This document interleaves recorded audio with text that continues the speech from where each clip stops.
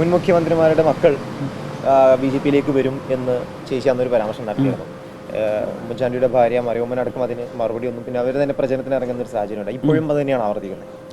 ഞാൻ തലേ ദിവസം വരെ കോൺഗ്രസിന് വേണ്ടി പ്രവർത്തിച്ച ആളാണ്. ഇതിൻ്റെ തീരുമാനം ഞാൻ രാത്രി എടുക്കണം. ഒരു രാത്രി മതി കാര്യങ്ങൾ മാറി മാറി. ഞാൻ ആര് വരണം എന്ത് വരണമെന്നല്ല, പക്ഷേ ഇനിയും വരും എന്നുള്ള കാര്യത്തേക്ക് ഉറപ്പുണ്ട്. ഇല്ല ഇല്ല അപ്പം നിങ്ങൾ കൂട്ടി നോക്കിയുള്ളൂ, ഞാനിതിനെ പറയണ്ടായിരുന്നു. അതിന്റെ ആവർത്തിക്കുന്ന അല്ല, പ്രധാനമായിട്ട് തൃശ്ശൂർ മണ്ഡലത്തിലെ പ്രധാനപ്പെട്ട കാര്യം ക്രിസ്ത്യൻ ന്യൂനപക്ഷങ്ങൾ, ക്രിസ്ത്യൻ ഒപ്പം മുസ്ലിം ന്യൂനപക്ഷങ്ങൾ ഒപ്പം ഉള്ളവരുടെ ഒരു പിന്തുണ, അത് സുരേഷ് ഗോപി കിട്ടുമെന്ന് ഉറപ്പിച്ച് പറയുന്നത്. കാരണം സുരേഷ് ഗോപി ഒന്നാമത്തെ കാര്യം, ന്യൂനപക്ഷങ്ങൾ ഇപ്പം ബി.ജെ.പിയോട് അടുത്തുകൊണ്ടിരിക്കുകയാണ്. ഇപ്പം ഞാൻ ഈ നോർത്തിലൊക്കെ പോയപ്പോൾ അവിടുത്തെ മുസ്ലിം കമ്മ്യൂണിറ്റിയാണ് ഏറ്റവും കൂടുതൽ ആളെ സ്നേഹിക്കുന്നത് മോദി, പ്രത്യേകിച്ച് സ്ത്രീകൾ. അപ്പം പക്ഷെ അവർ ചോദിക്കുന്നത് നിങ്ങളുടെ കേരളത്തിന് എന്ത് പറ്റി, കേരളത്തിൽ അദ്ദേഹം എന്ത് തെറ്റ് ചെയ്തിട്ടാണ് നിങ്ങളിങ്ങനെ മാറ്റി നിർത്തണേ. അപ്പം ഇതൊരു പ്രചരണമാണ്.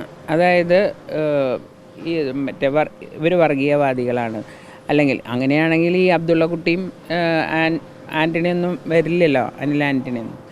അപ്പോൾ അങ്ങനത്തെ ഒരു കാര്യം എനിക്ക് അവിടെ കാണാൻ പറ്റില്ല. പക്ഷെ അവരുടെ മനസ്സിൽ ഇനി ന്യൂനപക്ഷങ്ങളെ കൂടെ നിർത്തണം എന്നൊരു താല്പര്യം അവർക്ക് നല്ലോണം ഉണ്ട്. അത് നടക്കും. കാരണം ജനങ്ങൾക്ക് ഉപകാരം ചെയ്തു കഴിഞ്ഞാൽ അവർക്ക് അതല്ലേ വേണ്ടു. ഏത് പാർട്ടി എന്താണെന്നില്ല, ആരാണ് ഉപകാരം ചെയ്യണത് അതിൻ്റെ കൂടെ നിൽക്കും ജനങ്ങൾ.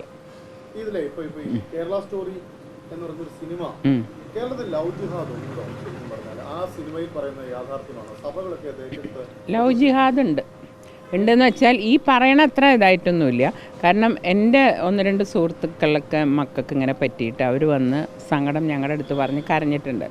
അത് മനഃപൂർവ്വമാണോ അല്ലെങ്കിൽ എന്താണെന്ന് നമുക്ക് അത് മനഃപൂർവ്വം ആക്കാൻ വേണമെങ്കിൽ, അല്ലെങ്കിൽ അവർ ആ പ്രായത്തിൻ്റെ ഇതുകൊണ്ട് രണ്ടുപേരും കൂടി ജാതി മതം നോക്കാണ്ട് പോയതാവാം.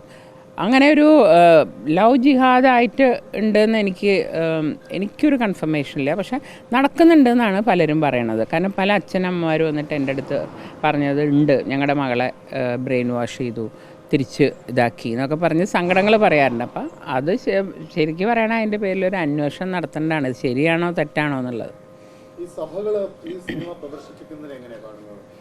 അല്ല, ഞാൻ പറഞ്ഞല്ലോ, ഇപ്പം ന്യൂനപക്ഷങ്ങൾ എന്ന് പറയുന്നതിൽ ക്രിസ്ത്യൻ കമ്മ്യൂണിറ്റിയും പെടും. അവർ ബി.ജെ.പി ആയിട്ട് വളരെയധികം അവർക്ക് കുഴപ്പങ്ങളൊന്നുമില്ല എന്ന് പറഞ്ഞ് മാനസികമായിട്ട് അതിൽ പലരും, എല്ലാവരും എന്നൊന്നും ഞാൻ പറയണില്ല, പലരും ബി.ജെ.പിയോട് അടുത്തുകൊണ്ടിരിക്കുന്നുണ്ട്. അപ്പം അത് ആ ഒരു തെറ്റിദ്ധാരണ മാറ്റാൻ ബി.ജെ.പിക്ക് മുഴുവനായിട്ടില്ലെങ്കിലും ചെറിയൊരു ശതമാനം കഴിഞ്ഞിട്ടുണ്ട്. കേരളത്തിലിപ്പോൾ സ്വാഭാവികമായിട്ട് ഈ ലവ് ജിഹാദിന് ഉത്തരവാദികൾ അതൊരു പർപ്പസ്ഫുള്ളി അത് നടന്നു പോകുന്നുണ്ടെന്നാണ് നമ്മുടെ ഒരു പറയുന്നത്. അതുകൊണ്ട് തന്നെ ഈ സിനിമ പ്രസക്തവുമാണെന്നാണ്. തീർച്ചയായിട്ടും. കാരണം ഇന്നത്തെ തലമുറ പലതും പഠിക്കണം, ഉണ്ടോ ഇല്ലയോ എന്നുള്ളതല്ല, ഇങ്ങനെ ഉണ്ട് എന്നുള്ളൊരു വാർത്ത പരക്കുമ്പം ഇങ്ങനെ ഒരു മെസ്സേജ് കുട്ടികൾക്ക് കൊടുക്കണം, വളരെ നല്ലതാണ്. അപ്പോൾ അവർക്ക് മനസ്സിലാവുമല്ലോ ഏതാണ് തെറ്റ് ശരി. പിന്നെ ഇന്നത്തെ കുട്ടികൾ കുറേയൊക്കെ ഞാൻ പറഞ്ഞില്ലേ, അപ്പോഴത്തെ ഒരു ഇൻഫാക്ച്വേഷനൊക്കെ ചാടിപ്പോയി പിന്നെ തെറ്റുകൾ കാണുമ്പോൾ തിരിച്ചു വരുന്നവരുണ്ട്. അത് പല മതക്കാരും ഉണ്ടാവും.